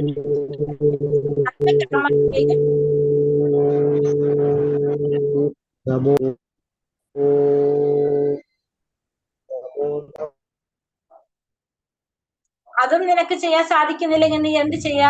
സർവകർമ്മങ്ങളെയും ത്യജിച്ച് ആത്മസ്ഥിതനായിട്ട് തീരാനായിട്ട് ശ്രമിക്കാന്നാണ് പറഞ്ഞത്. അപ്പൊ ഇത് നിനക്ക് ചെയ്യാൻ സാധിക്കുന്നില്ലെങ്കിൽ നീ എന്ത് ചെയ്യണം? സർവകർമ്മങ്ങളെയും ത്യജിക്കുക. കർമ്മഫലങ്ങൾ സർവകർമ്മ ഫലങ്ങളെയും ത്യജിച്ചുകൊണ്ട് ആത്മസ്ഥിതനായിട്ട് ചെയ്യാം. അപ്പൊ അതെങ്ങനെയാ ചെയ്യാനായിട്ട് സാധിക്കുക? ഇപ്പൊ നമ്മള് ചിലപ്പോ കൃഷ്ണാവതാരത്തിൽ വന്നിട്ട് ഇപ്പൊ നമ്മള് അതിനോട് എല്ലാവരും അനുഭാവം കാണിക്കണമെന്നില്ല, ചിലർക്ക് അത് ഇഷ്ടം ഉണ്ടാവണമെന്നില്ല. അപ്പൊ അങ്ങനത്തെ തടസ്സങ്ങളൊക്കെ നമുക്ക് ഉണ്ടാവും. അപ്പൊ അങ്ങനെ കൃഷ്ണാവബോധത്തിൽ ഏർപ്പെടുമ്പോ ചിലപ്പോൾ നമ്മളെ ബന്ധുക്കൾക്കൊക്കെ ഇഷ്ടമാവണില്ലെങ്കിൽ അങ്ങനെ പലതരത്തിലും നമുക്കൊന്നും ചെയ്യാൻ സാധിക്കുന്നില്ല. കാരണം വെച്ചിട്ടുണ്ടെങ്കിൽ ഈ പറഞ്ഞ രീതിയിലൊന്നും നമുക്ക് പ്രവർത്തിക്കാൻ സാധിക്കുന്നില്ലെങ്കിൽ നമ്മൾ എന്ത് ചെയ്യാ? നമ്മുടെ പ്രവർത്തികളുടെ സകല കർമ്മങ്ങളുടെയും ഫലം ഏതെങ്കിലും ഒരു കാര്യത്തിന്, നല്ലൊരു കാര്യത്തിന് നമുക്ക് ഉപയോഗിക്കാനായിട്ട് ശ്രമിക്കാം. അതെങ്ങനെയാണെന്ന് വെച്ചിട്ടുണ്ടെങ്കിൽ ഒരു ആശുപത്രി പണിയാനായിട്ട്, അതായത് സാമൂഹിക സ്ഥാപനങ്ങൾക്ക്, ആശുപത്രികൾക്ക്, പിന്നെ അങ്ങനെ ഉദാരമായിട്ട് നമുക്ക് എന്ത് ചെയ്യാൻ സാധിക്കും? ദാനം കൊടുക്കാനായിട്ട് സാധിക്കും. അപ്പൊ സാമൂഹികമായിട്ടുള്ള കാര്യങ്ങൾ അങ്ങനത്തെ, അതായത് നമ്മൾ ധാർമ്മികമായിട്ട് നമ്മൾ ചെയ്യേണ്ട, നമ്മുടെ സമൂഹത്തിൽ ചെയ്തു വരുന്ന സ്ഥാപനങ്ങൾ ഉണ്ടാവുമല്ലോ, അങ്ങനത്തെ സ്ഥാപനങ്ങൾക്ക് നമ്മൾ എന്ത് ചെയ്യാ? സഹായങ്ങൾ ചെയ്തു കൊടുക്കുക. അങ്ങനെ നമുക്ക് എന്ത് ചെയ്യാൻ സാധിക്കും? പരിപൂർണത നേടാനായിട്ട് സാധിക്കും. അപ്പൊ നമുക്കത് ചെയ്യുമ്പോഴുള്ള എങ്ങനെയാ നമുക്കത് കിട്ടുന്നത്? അത് ഒറ്റ ഡയറക്റ്റ് കിട്ടല്ല ചെയ്യണത്. അങ്ങനെ നമ്മൾ സ്വകർമ്മങ്ങളുടെ ഫലങ്ങൾ ത്യജിച്ച് നമ്മൾ ഇപ്പൊ ആശുപത്രികൾക്കോ അതല്ലെങ്കിൽ അതേപോലത്തെ സാമൂഹിക സ്ഥാപനങ്ങൾക്കൊക്കെ നമ്മൾ ദാനം കൊടുക്കുമ്പോ, ദാനാണ് കൊടുക്കണം നമ്മള്. അങ്ങനെ ദാനം കൊടുക്കുമ്പോ പതുക്കെ നമ്മൾക്ക് എന്ത് വരും? ക്രമേണ നമ്മുടെ മനഃശുദ്ധി ഉണ്ടാകാണ് ചെയ്യുന്നത്. അങ്ങനെ ശീലിച്ച് മനഃശുദ്ധി ഉണ്ടാകും. പൊതുവെ പതുക്കെ നമുക്ക് കൃഷ്ണാവബോധത്തിലേക്ക് ഉയരാനായിട്ട് സാധിക്കും. അപ്പൊ ഡയറക്റ്റ് കൃഷ്ണാവബോധത്തിലേക്ക് ഉയരില്ല, പക്ഷെ മനഃശുദ്ധിയിലൂടെ പതുക്കെ നമുക്ക് എന്ത് ചെയ്യാൻ സാധിക്കും? ഉയരാനായിട്ട് സാധിക്കും. അപ്പൊ മൂന്നാമത്തെ കാര്യം നമുക്ക് പറഞ്ഞു, സർവകർമ്മ ഫലങ്ങളെയും ത്യജിച്ച് ആത്മസ്ഥിതനായിട്ട് തീരാൻ ശ്രമിക്കുന്നു. അപ്പൊ മൂന്നാമത്തെ ഉള്ളത് അതല്ല, നാലാമത്തെ. അപ്പൊ നമുക്ക് പറഞ്ഞു, സർവ കർമ്മ ഫലങ്ങളെയും ത്യജിച്ചുകൊണ്ട് ആത്മസ്ഥിതനായി തീരാനായിട്ട് ശ്രമിക്കുക. അതായത് ദാനം കൊടുക്കാനായിട്ട്. അതെങ്ങനെ?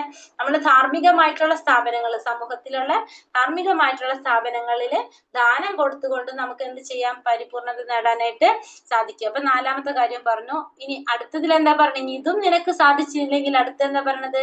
ശ്രേയോ ഹി ജ്ഞാനം അഭ്യാസ്യാത് ജ്ഞാനാധ്യാനം വിശേഷ്യത്തെ ധ്യാനാത് കർമ്മ ഫലത്യാഗാചാന്തീരനന്തരം.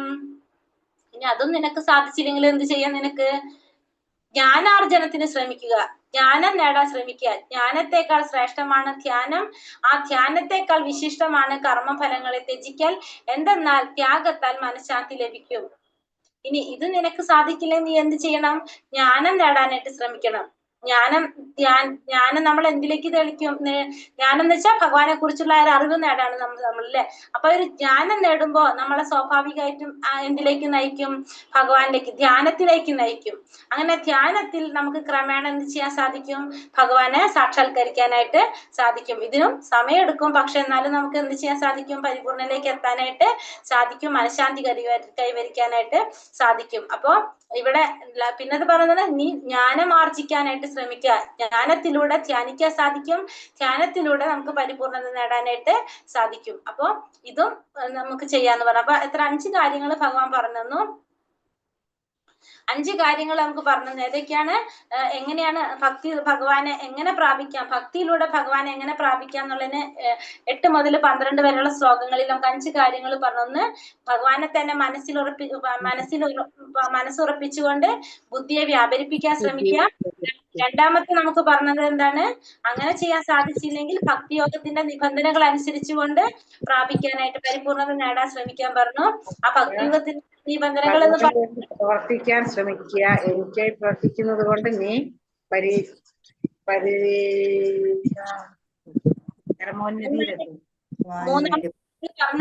മൂന്നാമത്തെ അത് നിനക്ക് ചെയ്യാൻ സാധിച്ചില്ലെങ്കിൽ നീ എന്ത് ചെയ്യണം? എനിക്ക് വേണ്ടി പ്രവർത്തിക്കാൻ ശ്രമിക്കാന്ന് പറഞ്ഞു. അവിടെയാണ് നമ്മൾ എന്ത് പറഞ്ഞത്? നമുക്ക് എന്ത് ചെയ്യാൻ പറ്റുന്ന കൃഷ്ണാബോധം പ്രചരിപ്പിക്കാൻ വേണ്ടിയിട്ട് അമ്പലങ്ങളോ അല്ലെങ്കിൽ ഓഫീസുകളോ ഒക്കെ പണിയാനായിട്ട് സാധിക്കുന്നത്. അതും നിനക്ക് ചെയ്യാൻ സാധിച്ചില്ലെങ്കിൽ നീ എന്ത് ചെയ്യാ? ദാനം ചെയ്യുക. അതായത് കർമ്മഫലങ്ങളെ ത്യജിച്ചുകൊണ്ട് ആത്മസ്ഥിതനായിട്ട് തീരാൻ ശ്രമിക്കുക. അതായത് ദാനങ്ങൾ, ധാർമ്മിക സ്ഥാപനങ്ങൾക്കൊക്കെ നമ്മൾ എന്ത് ചെയ്യാ? ദാനങ്ങൾ ചെയ്യുക. അപ്പൊ അതിലൂടെ നമുക്ക് എന്ത് ചെയ്യാൻ സാധിക്കാണ്? നമുക്ക് മനഃശുദ്ധി വരും. അങ്ങനെ കൃഷ്ണാവബോധത്തിന് ഉൾക്കൊള്ളാനായിട്ട് സാധിക്കും പരിശുദ്ധിയിലൂടെ. അതും നിനക്ക് സാധിക്കുന്നില്ലെങ്കിൽ ലാസ്റ്റ് കാര്യം പറഞ്ഞു, നീ ജ്ഞാനം നേടാനായിട്ട് ശ്രമിക്കുക. അപ്പൊ ജ്ഞാനം നേടുമ്പോ നമുക്ക് ധ്യാനിക്കാനായിട്ട് ജ്ഞാനത്തിലൂടെ നമുക്ക് ധ്യാനത്തിലേക്ക് വഴിയുണ്ടാക്കും. ആ ധ്യാനത്തിലൂടെ നമുക്ക് എന്ത് ചെയ്യാൻ സാധിക്കും? ധ്യാനത്തിലൂടെ ഭഗവാനെ സാക്ഷാത്കരിക്കാനായിട്ട് സാധിക്കും. അങ്ങനെ 5 കാര്യങ്ങൾ നമുക്കിവിടെ പറഞ്ഞു തന്നു. അദ്വേഷ സർവഭൂതാനാം മൈത്ര കരുണ ഏവച നിർമ്മമോ നിരഹങ്കാര സമദുഃഖ സുഖാക്ഷമി സന്തുഷ്ട സതതം യോഗി യാഥാത്മാ ദൃഢ നിശ്ചയ മയ്യർപ്പിത മനോബുദ്ധിർയോ മദ്ഭക്ത സമേ പ്രിയ. ഇനി എങ്ങനെയുള്ള ഭക്തനാണ് എനിക്ക് ഏറ്റവും പ്രിയപ്പെട്ടതെന്നാണ് ഭഗവാൻ പറഞ്ഞിരുന്നത്. എങ്ങനെയാണ്? മാത്സര്യം കൂടാതെ സർവ്വ ജീവസത്തകൾക്കും സുഹൃത്തായി, ഒന്നിലും ഒരു അവകാശബോധവും നിത്യഅഹങ്കാരവും ഇല്ലാതെ സുഖദുഃഖങ്ങളിൽ സമനില കൈക്കൊണ്ട് ക്ഷമാശാലിയായും സദാതൃപ്തനായും നിയന്ത്രിതാത്മാവായും മനസ്സും ബുദ്ധിയും എന്നിലുറപ്പിച്ച ദൃഢനിശ്ചയത്തോടെ ഭക്തിയുടെ സേവനം അനുഷ്ഠിക്കുന്ന എന്റെ ഭക്തൻ എനിക്ക് ഏറ്റവും പ്രിയങ്കരനാണ്. അപ്പൊ എങ്ങനെയുള്ള ഭക്തനാണ് ഭഗവാൻ ഏറ്റവും പ്രിയപ്പെട്ടത്? മാത്സര്യം കൂടാതെ, മത്സരമില്ലാതെ എല്ലാ ജീവജാലങ്ങളുടെയും സുഹൃത്തായിട്ട്, ഒന്നിലും അവകാശബോധമില്ലാത്ത, അതായത് എല്ലാം ഭഗവാന്റെ ആണെന്നുള്ളൊരു ബോധമുള്ളത് കൊണ്ട് ഒന്നിലും അവകാശബോധമില്ലാതെ, മിഥ്യ അഹങ്കാരമില്ലാതെ, സുഖദുഃഖങ്ങളിൽ സമനില കൈക്കൊണ്ട് ക്ഷമാശാലിയായിട്ട്, സദാ സംതൃപ്തനായിട്ട്, നിയന്ത്രിതനായിട്ടുള്ള ആത്മാവായി മനസ്സും ബുദ്ധിയും ഭഗവാനിൽ ഉറപ്പിച്ച ദൃഢനിശ്ചയത്തോടെ ഭക്തിയുടെ സേവനം അനുഷ്ഠിക്കുന്ന ഭക്തൻ എനിക്ക് ഏറ്റവും പ്രിയപ്പെട്ടവനാണ്. അപ്പൊ ഭഗവാൻ ഏറ്റവും പ്രിയപ്പെട്ട ഭക്തൻ എങ്ങനെയാണെന്നാണ് ഭഗവാൻ ഇപ്പൊ പറഞ്ഞുകൊണ്ടിരിക്കുന്നത്. ഇനി ഭഗവാൻ എന്താ പറയണത്? യസ്മാൻ നോദിജതേ ലോകോ ലോകോ നോദിജതേ ചയഃ ഹർഷാമർഷ ഭയോദൈഗ്യർ യുക്തോ യാസ ചമേ പ്രിയവഃ. ഇനി ആരാലാണോ ആർക്കും ബുദ്ധിമുട്ടുകളൊന്നും ഇല്ലാത്തത്, ആരാണോ ഏതൊരുവനാലും അസ്വസ്ഥനായി തീരാത്തത്, സുഖദുഃഖങ്ങളിലും ഭയോത്കണ്ഠകളിലും സമചിത്തനായിരിക്കുന്നത് ആരാണോ, അങ്ങനെയുള്ള എന്റെ ഭക്തൻ എനിക്ക് വളരെ പ്രിയപ്പെട്ടവനാണ്. ഇനി എന്താ പറയണത്? ആരാലാണോ ആർക്കും ഒരു ബുദ്ധിമുട്ടുകൾ ഇല്ലാതിരിക്കുന്നത്, പിന്നെ ആരാണോ ഏതൊരുവനാലും അസ്വസ്ഥനാകാത്തത്, സുഖദുഃഖങ്ങളിലും ഭയ ഉത്കണ്ഠകളിലും സമചിത്തനായിരിക്കുന്നത് ആരാണോ, അങ്ങനെയുള്ള ഒരു ഭക്തൻ എനിക്ക് പ്രിയപ്പെട്ടവനാണ്. അപ്പൊ അങ്ങനെയുള്ള ഭക്തനും ഭഗവാന് പ്രിയപ്പെട്ടവനാണെന്ന് പറയാണ്. ഇനിയും ഭഗവാൻ എന്താ പറയുന്നത്? അനപേക്ഷ ശുചിർ ദക്ഷ ഉദാസീനോ ഗദാവ്യതഃ സർവാരംഭ പരിത്യാഗി യോ മദ്ഭക്ത സമേ പ്രിയഃ. ഇനിയും കഴിഞ്ഞിട്ടില്ല അല്ലെ? എന്താ പറയണത്? സാധാരണ കർമ്മക്രമങ്ങളെ ഒന്നിനെയും ആശ്രയിക്കാത്തവനും വിശുദ്ധനും നിപുണനും ഉത്കണ്ഠ വ്യഥ എന്നിവയില്ലാത്തവനും ഫലമുദ്ദേശിച്ച് പ്രവർത്തിക്കാത്തവനുമായ എന്റെ ഭക്തൻ എനിക്ക് ഏറ്റവും പ്രിയപ്പെട്ടവനാണ്. അപ്പൊ സാധാരണയായിട്ടുള്ള കർമ്മക്രമങ്ങൾ ഒന്നിനും ആശ്രയിക്കാതെ വിശുദ്ധനായിട്ടുള്ളതും നിപുണനായിട്ടുള്ളതും ഉത്കണ്ഠ വ്യഥ എന്നിവയില്ലാത്തതും ഫലം ഉദ്ദേശിച്ച് പ്രവർത്തിക്കാത്തവനുമായിട്ടുള്ള ഭക്തൻ എനിക്ക് ഏറ്റവും പ്രിയപ്പെട്ടവനാണെന്നാണ് ഇവിടെ പറഞ്ഞുകൊണ്ടിരിക്കുന്നത്. അപ്പൊ ഇതില് ഭഗവാൻ പ്രിയപ്പെട്ട ഭക്തൻ എങ്ങനെയായിരിക്കുന്നത്? പിന്നെയും പറയുന്ന ഭഗവാൻ എന്താണ്? യോന ഹൃഷ്യതി ന ദ്വേഷ്ടി ന ശോചതി ന കാംക്ഷതി ശുഭാശുഭ പരിത്യാഗി ഭക്തിമാന്യ സമേ പ്രിയഃ. ഇനിയോ സന്തോഷിക്കുകയോ ദേഷിക്കുകയോ ദുഃഖിക്കുകയോ ആഗ്രഹിക്കാതെ ചെയ്യാത്തവനും ശുഭങ്ങളെയും അശുഭങ്ങളെയും ത്യജിച്ചവനുമായിട്ടുള്ള ഭക്തൻ എനിക്ക് അത്യന്തം പ്രിയപ്പെട്ടവനാണ്. ഇനിയും പറയാണ്, സന്തോഷിക്കുകയോ ദേഷിക്കുകയോ ദുഃഖിക്കുകയോ ആഗ്രഹിക്കുകയോ ചെയ്യാത്തവൻ, ശുഭങ്ങളെയും അശുഭങ്ങളെയും ത്യജിച്ചവനും ആയ ഭക്തനും എനിക്ക് ഏറ്റവും പ്രിയപ്പെട്ടവനാണ്. അപ്പൊ ഇങ്ങനെയുള്ള ഭക്തന്മാരെല്ലാം ഭഗവാൻ ഏറ്റവും പ്രിയപ്പെട്ടവനാണെന്നാണ് ഭഗവാൻ പറയുന്നത്. അപ്പൊ അവര് ലാഭനഷ്ടങ്ങളൊന്നും നോക്കാറില്ല, സുഖദുഃഖങ്ങളൊന്നും നോക്കാറില്ല, അതൊന്നും അവരെ സംബന്ധിക്കുന്ന പ്രശ്നങ്ങളേ അല്ല. കാരണം എല്ലാം ഭഗവാനെ സമർപ്പിച്ചവരാണ് അവര്. അപ്പൊ അങ്ങനെയുള്ള ഭക്തൻ എനിക്ക് ഏറ്റവും പ്രിയപ്പെട്ടവനാണെന്ന് ഭഗവാനോട് നമുക്ക് പറഞ്ഞുതരാണ്. സമാശത്രോച്ച മിത്രൈച്ച തഥാ മാനാപമാനയോഃ ശീതോഷ്ണ സുഖദുഃഖേഷു സമാസംഗാ വിവർജിതഃ തുല്യനിന്ദാ സ്തുതിർമൗനി സന്തുഷ്ടോ യേന കേനചിത് അനീകേതാ സ്ഥിരമതിർ ഭക്തിമാൻ മേ പ്രിയോ നരഃ. ശത്രുക്കളിലും മിത്രങ്ങളിലും സമഭാവനയോടെ മാനാപമാനങ്ങൾ, ശീതോഷ്ണങ്ങൾ, സുഖദുഃഖങ്ങൾ, ആദരവും അനാദരവും, യശസ്, ദുഷ്കീർത്തി എന്നീ ദ്വന്ദ്ങ്ങളെ ഒരേ വിധം കൈക്കൊണ്ട് അസത് സംഘത്തിൽ നിന്ന് എല്ലായ്പ്പോഴും മുക്തനും മൗനിയും ജ്ഞാനത്തിൽ ഉറച്ചവനും സദാ സംതൃപ്തനുമായി ഗാർഹിക ബോധം ഉപേക്ഷിച്ച് ഭക്തിയുടെ സേവനത്തിൽ ഏർപ്പെട്ടിരിക്കുന്ന ഭക്തൻ എനിക്ക് ഏറ്റവും പ്രിയപ്പെട്ടവനാണ്. അപ്പൊ ശത്രുക്കളിലും മിത്രങ്ങളിലും സമഭാവനയോടെ, അപ്പൊ ശത്രു ആയാലും മിത്രമായാലും അവരോട് സമഭാവനയോടെ ആയിരിക്കും. പിന്നെ മാനവും അപമാനങ്ങള്, ശീതോഷ്ണങ്ങള്, സുഖദുഃഖങ്ങള്, ആദരവ് അനാദരവ്, യശസ് ദുഷ്കീർത്തി എന്നീ ദ്വന്ദ്ങ്ങളെ ഒരേ വിധം കൈക്കൊണ്ട് അസത് സംഘത്തിൽ നിന്ന് എല്ലായ്പ്പോഴും മുക്തനായിട്ടിരിക്കുക, മൗനിയും ജ്ഞാനത്തിൽ ഉറച്ചവനും സദാ സംതൃപ്തനുമായിട്ട് പിന്നെ ഗാർഹികമായിട്ടുള്ള ബോധം ഉപേക്ഷിച്ച് ഭക്തിയുടെ സേവനത്തിൽ ഏർപ്പെട്ടിരിക്കുന്ന അതിൽ മുഴുകിയിരിക്കുന്ന ഭക്തൻ എനിക്ക് ഏറ്റവും പ്രിയപ്പെട്ടവനാണ്. അപ്പൊ ഭഗവാനെ എങ്ങനെയുള്ള ഭക്തന്മാരാണ് പ്രിയപ്പെട്ടവരെന്നാണ് ഈ 3-4 ശ്ലോകത്തിലൂടെ ഇപ്പൊ നമുക്ക് പറഞ്ഞുകൊണ്ടിരിക്കുന്നത് അല്ലെ. അപ്പൊ എല്ലാവരെയും സമഭാവനയോടെ കാണാം. ശത്രുവായാലും മിത്രമായാലും അവരെല്ലാം എന്താണ് സമഭാവനയോടെയാണ് അവര് കാണുന്നത്. കാരണം യാതൊരു തരത്തിലും അവർക്ക് എന്ത് തോന്നുന്നില്ല, അവർക്ക് അവരോട് ദേഷ്യമോ ഒന്നും തോന്നുന്നില്ല. അത് ഇപ്പൊ നമുക്ക് എന്തൊക്കെ സൗകര്യമുള്ള വലിയൊരു വീട് തന്നാലും ആ ഭക്തന്മാര് അതിലും അവര് കെടുക്കും. അതെല്ലാം അവർക്ക് കുടില് കൊടുത്താലും അതല്ലെങ്കിൽ അവർക്ക് അങ്ങനത്തെ ഒരു സ്ഥലം കൊടുത്താലും അവരൊന്നും മിണ്ടാതെ അവിടെ കെടുക്കും. കാരണം അവരെല്ലാത്തിനെയും ഒരുപോലെയാണ് കാണുന്നത്. അതിനൊന്നും അവർക്ക് യാതൊരു പരാതിയോ ഒരു പ്രയാസോ അതൊന്നും അവർക്ക് ഉണ്ടാവില്ല. പിന്നെ അവരെ മാനിച്ചാലും മാനിച്ചാലും അവർക്കത് അവരെ ബാധിക്കുന്ന ഒരു വിഷയമേ അല്ല. അങ്ങനെയുള്ള വ്യക്തികള് ഭഗവാൻ ഏറ്റവും പ്രിയപ്പെട്ട ഭക്തന്മാരാണെന്ന് പറയുന്നത്. ഏതു ധർമ്മ്യാമൃതമിതം യഥോക്തം പരിപാസത്തെ ശ്രദ്ധാധാന മത്പരമാ ഭക്താസ്തേതീവ മേ പ്രിയ. നാശരഹിതമായ ഈ ഭക്തിയുടെ സേവന മാർഗം പിന്തുടർന്ന് എന്നെ പരമലക്ഷ്യമാക്കിക്കൊണ്ട് വിശ്വാസത്തോടെ പൂർണ്ണമായും എന്നിൽ മുഴുകുന്നവർ എനിക്ക് ഏറ്റവും പ്രിയപ്പെട്ടവരാണ്. അപ്പൊ ഈ നാശരഹിതമായിട്ടുള്ള ഈ ഭക്തിയുടെ സേവനം പിന്തുടർന്ന് എന്നെ പരമലക്ഷ്യമാക്കിക്കൊണ്ട് വിശ്വാസത്തോടു കൂടി പൂർണ്ണമായും എന്നിൽ മുഴുകുന്നവർ എനിക്ക് ഏറ്റവും പ്രിയപ്പെട്ടവരാണ്. അപ്പൊ ഭഗവാൻ ഏറ്റവും പ്രിയപ്പെട്ടത് ഭക്തിയുടെ സേവനം, ഈ ഒരിക്കലും നശിക്കാത്ത ഈ ഭക്തിയുടെ സേവന മാർഗം പിന്തുടർന്ന് ഭഗവാനെ പരമലക്ഷ്യമാക്കിക്കൊണ്ട് വിശ്വാസത്തോടെ പൂർണ്ണമായും എന്നിൽ മുഴുകുന്നവർ എനിക്ക് ഏറ്റവും പ്രിയപ്പെട്ടവരാണ്. അപ്പൊ ഭഗവാന് ഏറ്റവും പ്രിയപ്പെട്ട ഭക്തന്മാർ എങ്ങനെയാണെന്നാണ് ഭഗവാൻ ഇതില് നമുക്കിവിടെ പറഞ്ഞു തന്നത്. ഹരേ കൃഷ്ണ കൃഷ്ണ കൃഷ്ണ ഹരേ ഹരേ, ഹരേ രാമ രാമ രാമ ഹരേ ഹരേ. ഹരേ കൃഷ്ണ കൃപാ സിന്ധോഭ്യവ ച പതിതാനാം പാവനേഭ്യോ വൈഷ്ണവേഭ്യോ നമോ നമ. അനന്തകോടി വൈഷ്ണവൃന്ദി കി ജയ്. ശ്രീല പ്രഭുപാദി കി ജയ്. ശ്രീല ഗുരുദേവ് കി ജയ്. നിതായ് ഗൗരപ്രമാനന്ദേ. ഹരി ഹരി ബോൾ. ഹരേ കൃഷ്ണ എല്ലാവർക്കും നന്ദി. മനസ്സിലായോ ഇന്നത്തെ അധ്യായം? ചെറിയൊരു അധ്യായമാണ് അല്ലെ? വേഗം മനസ്സിലാവുണ്ടാവും. ഇത് ഇന്നത്തെ അധ്യായം പെട്ടെന്ന് മനസ്സിലാവുന്ന ഒരു അധ്യായമാണ്. പ്രാക്ടിക്കൽ ആക്കാനേ പാടുന്നു മാത്രമേ ഉള്ളൂ നമുക്ക്. അതാണ് ബുദ്ധിമുട്ട്. അപ്പൊ ചോദ്യങ്ങൾ നോക്കാം നമുക്ക്. ഭഗവാന്റെ അഭിപ്രായത്തിൽ കൂടുതൽ പരിപൂർണത ഉള്ളവരാരാണ്? ഭഗവാന്റെ വ്യക്തിത്വത്തിൽ എല്ലാവരിലും പരിപൂർണ്ണയുള്ളവർ, തന്റെ വ്യക്തിഗത രൂപത്തിൽ ആരാധിക്കുന്നവരാണ് ഉള്ളവര്. ഭക്തിയോഗവും ജ്ഞാനയോഗവും തമ്മിലുള്ള വ്യത്യാസം എന്താണ്?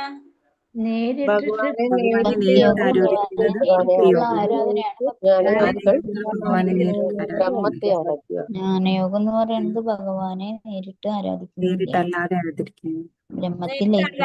ബ്രഹ്മരൂപത്തെ ആണ് ആരാധിക്കുന്നത്. ശ്രമിക്കത്തില്ല, അവരാദ്യം മനസ്സിലാക്കാൻ ശ്രമിക്കും. എന്താണ് ആരാണ് ഭഗവാൻ മനസ്സിലാക്കാൻ ശ്രമിക്കും. ജ്ഞാനത്തിലൂടെ പടം പെയിന്റിങ് ജ്ഞാനത്തിലൂടെ മനസ്സിലാക്കാൻ ശ്രമിക്കും ആദ്യം തന്നെ. അതിനുശേഷം മനസ്സിലാക്കിയതിന് ശേഷമാണ് അവർ ആരാധിക്കാൻ ശ്രമിക്കുന്നത്. അപ്പൊ അവർക്ക് കുറെ സമയം എടുക്കുകയും ചെയ്യും. അവർക്ക് ഡയറക്റ്റ് ഭഗവാൻ ആരാധിക്കുന്നില്ല. പക്ഷെ ഭക്തിയോഗത്തിൽ അങ്ങനെയല്ല, ഡയറക്റ്റ് ഭഗവാനെ ആരാധിക്കുകയാണ് ചെയ്യുന്നത്. ഭക്തിയോഗത്തിലൂടെ അവർക്ക് വേഗം ഭഗവാനെ പ്രാപിക്കാൻ സാധിക്കും. പക്ഷെ ജ്ഞാനയോഗത്തിലൂടെ സാധിക്കില്ല. അർച്ചാവിഗ്രഹത്തെ പറ്റി പ്രഭുപാദർ പറഞ്ഞിരിക്കുന്നത് എങ്ങനെയാണ്? എന്തിനോടാണ് പറഞ്ഞിട്ടുണ്ടായിരുന്നത്?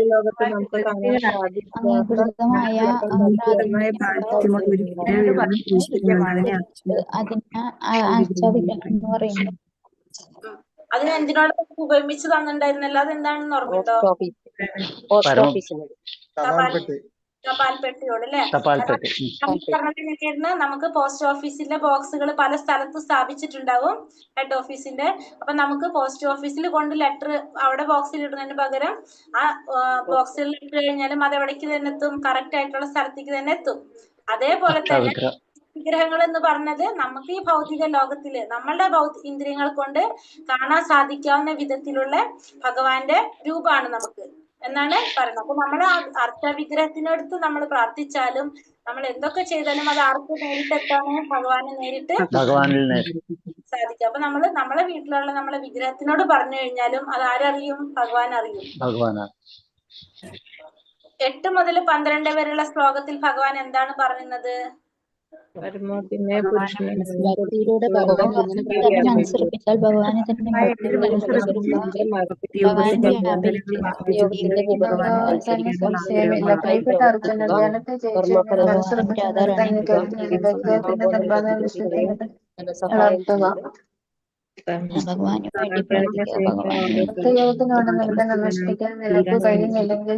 ഭഗവാൻ സർവകർമ്മങ്ങളിൽ തിരിച്ച് ആത്മസ്ഥനായി ചെയ്യും.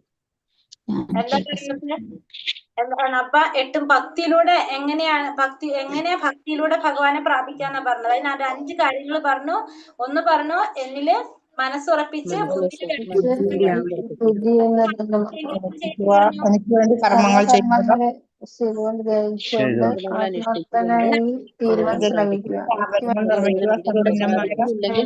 ഭക്തിയോഗത്തിന്റെ നിബന്ധനകൾ അനുഷ്ഠിച്ചുകൊണ്ട് എന്നെ പ്രാപിക്കണമെന്ന് ആഗ്രഹം വളർത്തും. ജ്ഞാനാർജ്ജനത്തിന് ശ്രമിക്കുക. ജ്ഞാനത്തെക്കാൾ ശ്രേഷ്ഠമാണ് ധ്യാനം.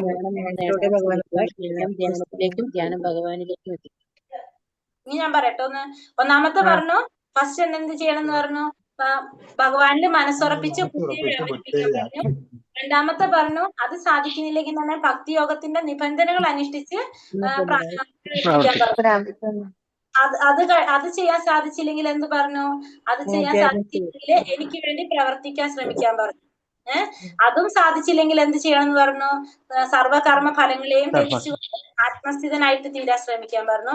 ഇനി അതും നിനക്ക് ചെയ്യാൻ സാധിച്ചില്ലെങ്കിൽ എന്ത് പറഞ്ഞു, ജ്ഞാനം നേടാനായിട്ട് ശ്രമിക്കുക. ജ്ഞാനം നേടാൻ ശ്രമിക്കുക. ജ്ഞാനത്തെക്കാൾ ശ്രേഷ്ഠമാണ് ജ്ഞാനം. ജ്ഞാനത്തിലൂടെ എന്നെ പ്രാപിക്കാനായിട്ട് സാധിക്കുന്നു പറഞ്ഞു. അപ്പൊ 5 കാര്യങ്ങളിൽ ഏത് വേണമെങ്കിലും സെലക്ട് ചെയ്യാം. അപ്പൊ ഏത് വേണമെങ്കിലും ചെയ്തോളാനായിട്ട് ഭഗവാൻ പറഞ്ഞില്ലേ. അപ്പൊ അല്ലാതെ തന്നെ നമുക്ക് ആദ്യമേ പറഞ്ഞുണ്ട് കുറെ കാര്യങ്ങള്. ഇനി അതും പറ്റില്ലെങ്കിലാണ് ഇപ്പുറത്ത് ഇങ്ങനത്തെ കാര്യങ്ങൾ പറഞ്ഞത്. ഇതിലൂടെ നിനക്ക് ചെയ്യാനായിട്ട് സാധിക്കുന്നു പറഞ്ഞു. മനസ്സിലായത്? അടുത്തത് എങ്ങനെയുള്ള ഭക്തനാണ് ഭഗവാന് പ്രിയങ്കരനായിട്ടുള്ളത്? മാത്സര്യം കൂടാതെ ക്ഷമാശീലനായി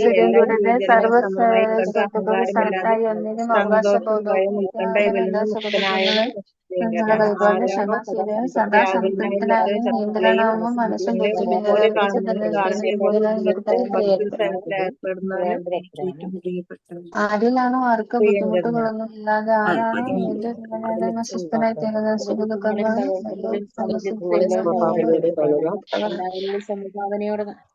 സാധാരണ കർമ്മബന്ധങ്ങളൊന്നും ആശ്രയിക്കാത്തവനും വിശുദ്ധരും നിപുണനുഭവത്തിലുള്ള വ്യാപനമില്ലാത്ത എനിക്ക് ഏറ്റവും പ്രിയപ്പെട്ടവനാണ്.